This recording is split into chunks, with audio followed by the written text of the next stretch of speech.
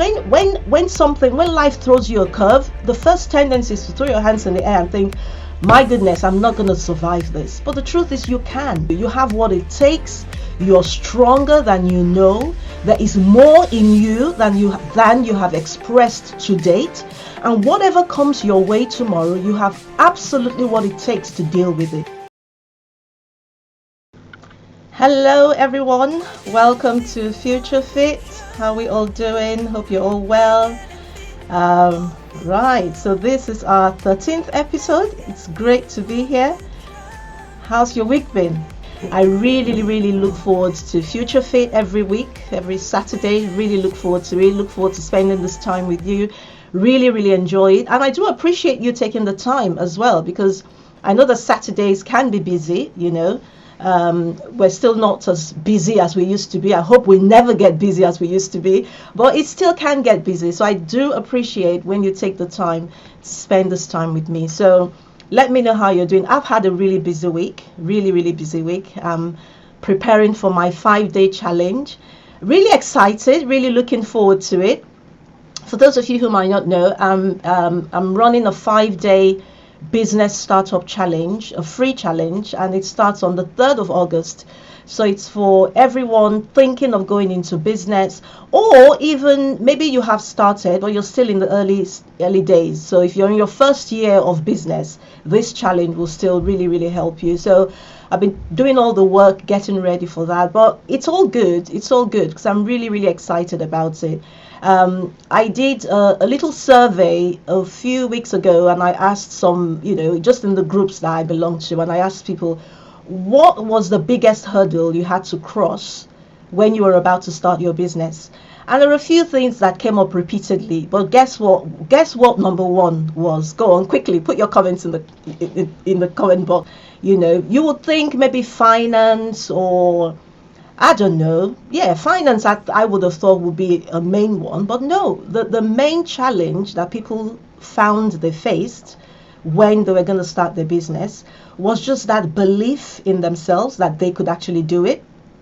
People said, I felt like I wasn't qualified enough, or nobody would listen to me, or I just didn't think I could do it. So just that self-belief and self-confidence was what I found was the main thing that people struggled with. So that's why I'm particularly excited about this challenge, because I'm not just looking at the strategies and the systems, business plan, marketing, all those things which are important in business. I'm not just looking at that. I'm looking at what I am really passionate about, which is the development of the person. Your business will never rise beyond your level of self-esteem. That is the truth. It doesn't matter the kind of systems you have in place. It just doesn't matter. You manifest through your business. So I'm really excited because I'm going to be helping these guys to actually look at themselves and really build that confidence. And it's not going to be misplaced confidence either. I'm just going to be helping them draw out what is already in them that they may not have acknowledged, they may not even have identified. So it's really all about building the person so they know that this business will actually succeed. But we're going to be looking at the business as well. We're going to be testing the business. We're going to be, because again, a lack of need for the product or service is one of the big reasons businesses fail within the first year. So we are going to be looking at that. We're going to be testing the business, testing whether there's a need for your business, testing whether you can actually do that business, because it's one thing to have an idea in your head, it's another thing to actually sit down and face reality and put pen to paper. So we're going to be doing a lot, but guess what? I've designed it in a way that it's not going to be overwhelming, because I'm targeting busy professionals, and you see that word busy is already in there. So a lot of people might think, I'm too busy, I would really love to do it, but I can't. Where am I going to squeeze the time? Trust me, I've designed it in a way that you can fit it into your day. You can fit it into your day. I think really what you need to ask yourself is, where I am right now, do I want to be here in 5 years' time? That's the short question you need to ask yourself. And the answer to that question should determine whether you jump on this challenge or not. Don't allow anything else make that decision for you. You just ask yourself, do I want to be where I am right now in 5 years? If the answer is no, then you need to do something to change that. because the definition of insanity is to keep doing the same thing expecting a different result. So if you want that change, I've made it really, really easy. My main aim in designing this challenge was to take away the overwhelm, that feeling of I don't know where to start, don't know what to do, and then just the thought of it, you just get overwhelmed, you don't even want to start. I've deliberately taken that away. So it's very structured. You have set tasks that you're going to do every day, and at the end of the 5 days, you're really, really going to be more confident in yourself. That's the important thing. You're going to be confident, and you're going to see that this is not as overwhelming or as scary as I thought it was. So the link is there. If you know anyone who you think should get on that challenge, please send them that link. They're going to really, really get a lot of value and a lot of benefit from it. But I'm excited about today. As usual, got a great show, got a great guest coming on later on. Graham Baker is going to be sharing his story with us. Graham Baker used to be a police officer, and now he's a professional photographer. Now, for me, and that's just my perception, for me, the only thing those two have in common is the letter P. But Graham is going to be showing us how you can actually make that transition, and why he made that transition. He has a really inspiring story that he's going to be sharing with us, and I know that you're going to really come away with something from his story. So I'm going to be bringing Graham on shortly, but before that, as usual, I've got my future fit thoughts that I want to share with you. And today we want to talk about resilience. Because I don't know about you, but I need resilience. I think we all do. I mean, we've all come out of COVID-19. We've all gone through stuff, some more than others. Some have had it tougher than others, but we've all been affected one way or the other. Well, you know what? We're still here. We're still standing. You're still here. You're still standing. So that tells me something about you. It tells me that already you do have some resilience.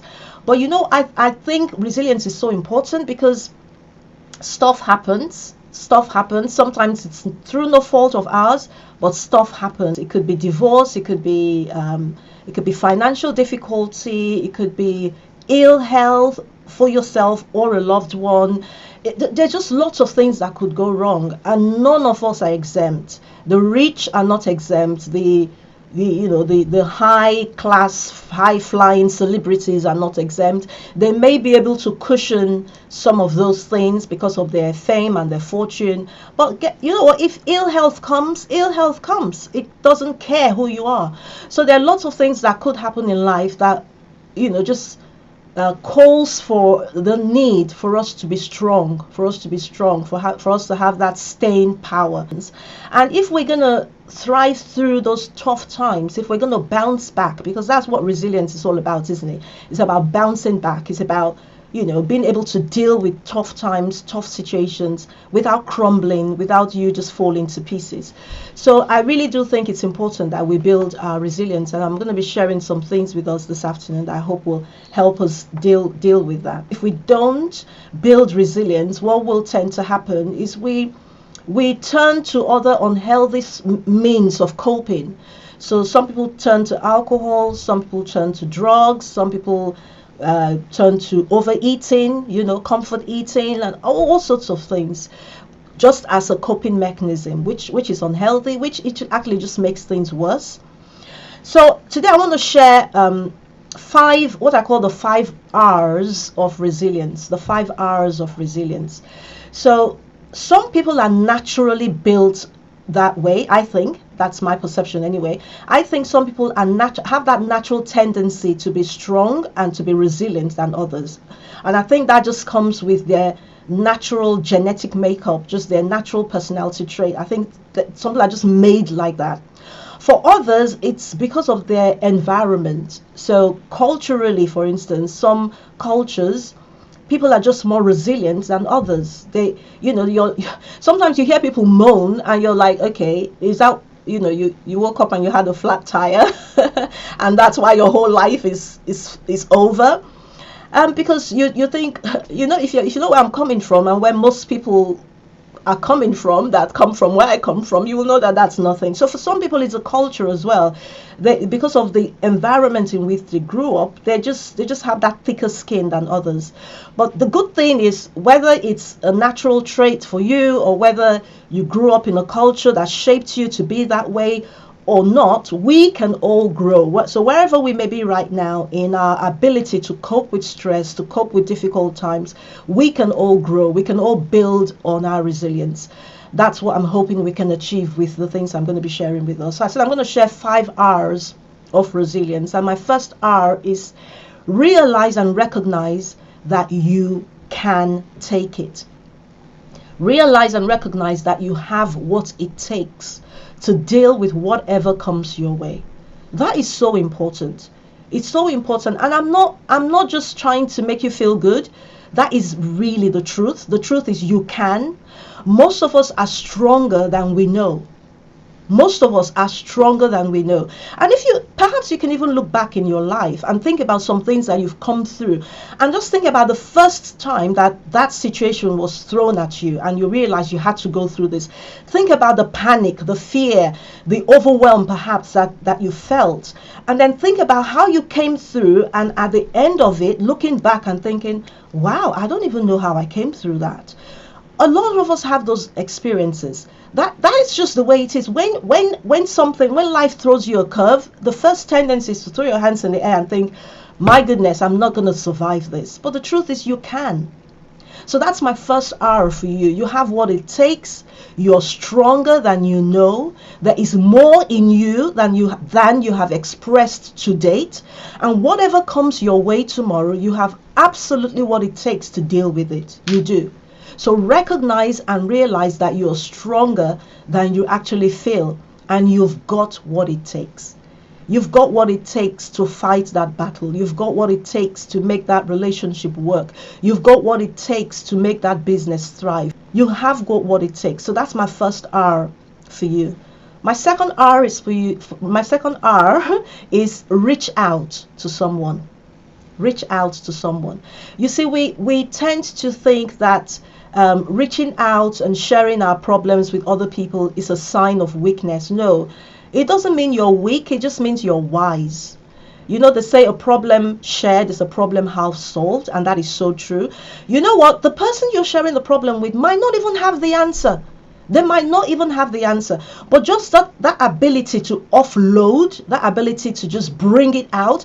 Because before you do that, guess what? That problem is in your mind. It's just in your mind. And the only voice you can hear is your voice. That's the only voice you can hear. And so it can be very daunting, it can be very overwhelming, it can be overpowering, because all you're hearing all the time are your thoughts concerning that situation. But the minute you bring somebody else in, and there's a different voice, it might just be a voice telling you, you know what, it's okay, or a voice asking you, oh, but have you thought of this? Or just a different voice speaking into that situation really makes such a huge difference. I always say that evil thrives in darkness. And what you do when you share that problem is you bring that problem out of darkness, out of the deep recesses of your heart. You bring it to the light. And immediately you bring it outside of yourself, because now it's not something that you have internalized anymore. Because we do tend to internalize things, and it almost becomes one with us.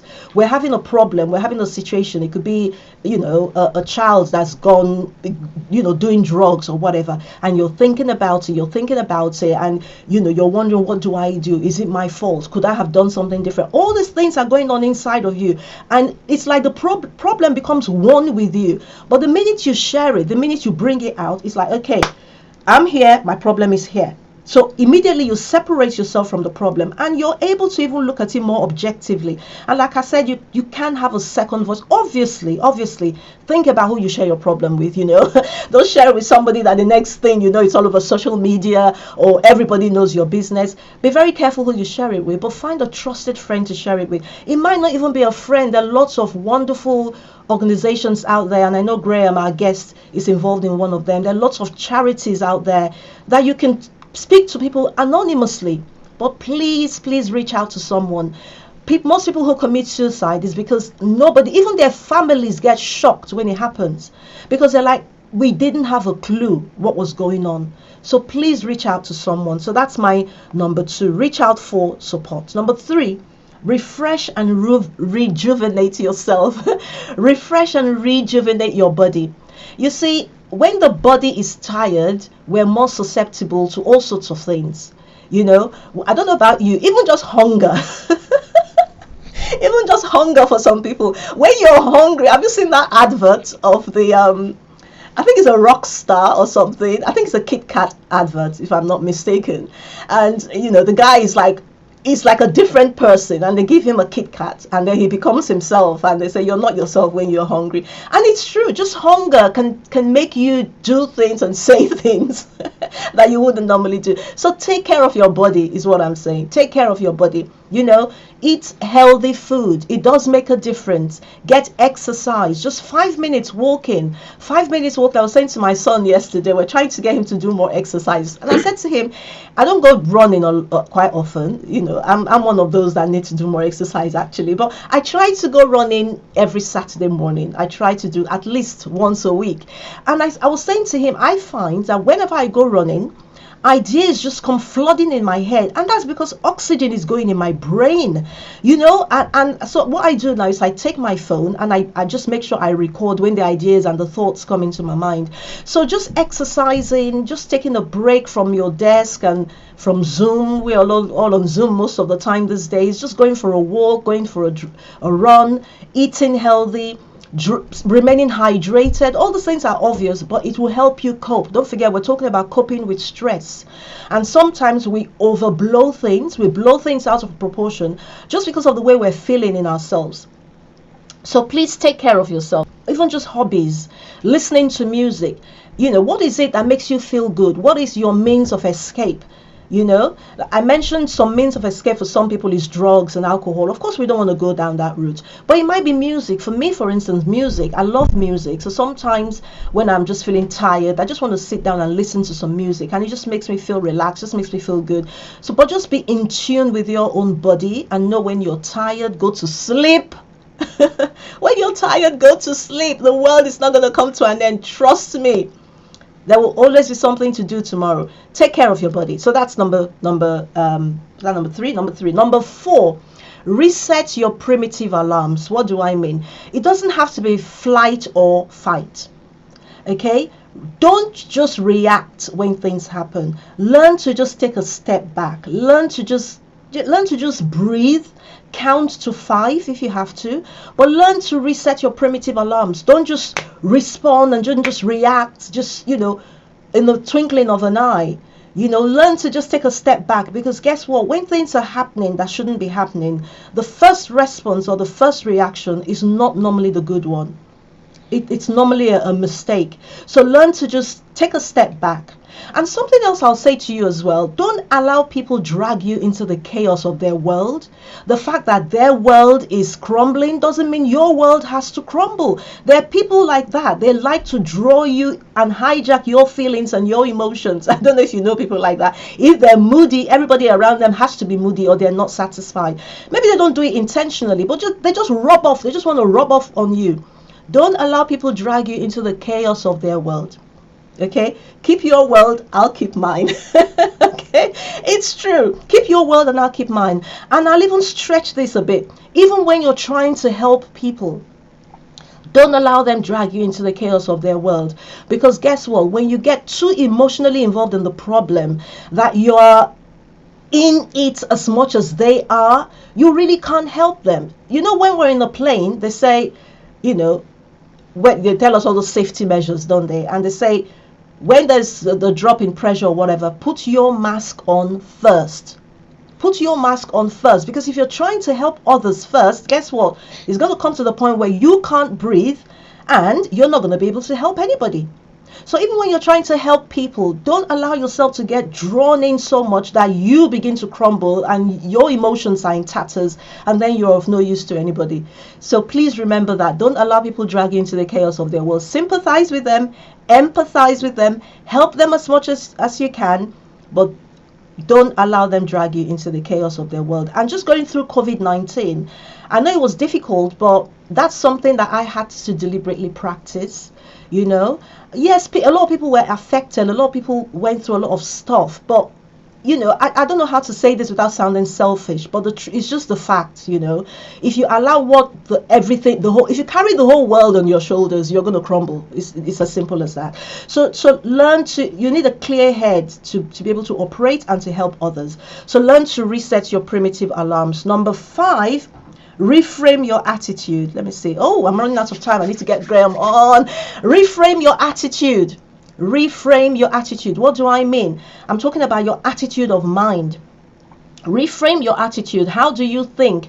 You see, in life, there are lots of, and I'm going to just share 5 things with you that will help you reframe your attitude, because perception is everything. Perception is everything. How you see things is how you view things. So when I say reframe your attitudes, number 1, just understand that life is tough. That's an attitude of mind. If I understand that life is tough, I'm not going to expect fast and easy. So when things are not going the way I expect, I'm not going to crumble. Okay, we're talking about building resilience. So just understand that everything worthwhile is uphill. Life is tough. Accept what you can't control. That is another attitude of mind. When you don't accept what you can't control, you start to think, oh, what if, oh, what if, oh, what if. Just accept what you can't control, but control what you can control.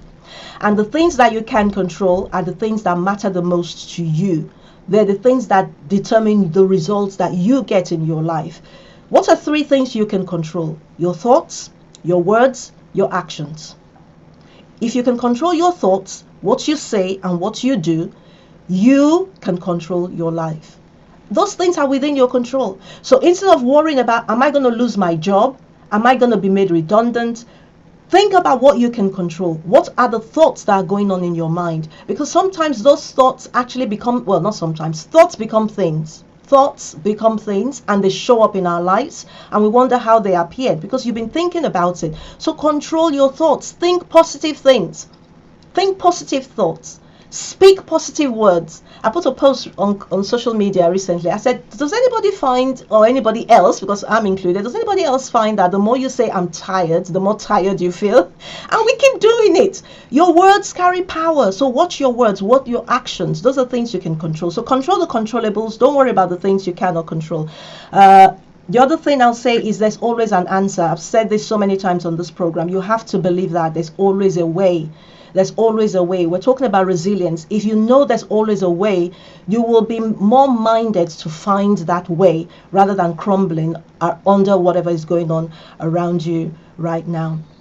My final point for you in terms of reframing your attitude is to just remember that good and bad happens to all of us. Good and bad happens to all of us, okay? So the fact that something bad is happening to you does not mean you're a bad person. You could be a good person and something bad could happen to you. But this is the important thing to bear in mind. If you maintain a positive life stance, both the good will only get better and the bad will only get better. If you maintain, I'll say that again, if you maintain a positive life stance, both the good and the bad will only get better. But if you have a negative life stance, both the good and the bad will only get worse. So you lose absolutely nothing by remaining positive. Absolutely nothing. And when I talk about a positive life stance, I'm not just talking about your attitudes. I'm talking about your assumptions as well, your expectations. Assume the best of people and of yourself. Expect the best of the world and of yourself. My son is a rapper. I will never forget this line in one of his lyrics, his songs he wrote. He said, hey, what's happening, fam? Screw face. Who you think you're attracting, fam? So basically, fam stands for family. So he's saying, hey, what's happening, family? Screw face. Who do you think you're attracting, family? So basically, if you're going around with a screw face, don't expect to attract people that are going to smile at you. So watch your attitude, watch your assumptions, watch your expectations. Expect the best of life.